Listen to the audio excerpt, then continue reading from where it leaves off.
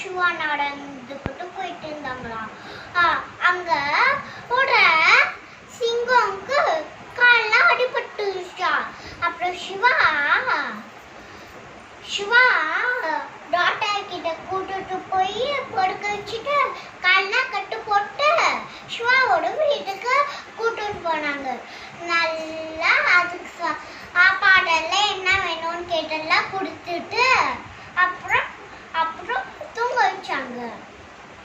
தூங்க வச்ச அப்புறம் ஒரு நாள் ராத்திரிக்கு ஒருத்தர் வந்து அந்த சிங்கத்தை தூக்கிட்டு போகணும்னு பார்த்தாங்க. சிவா தண்ணி குடிக்க வந்தப்ப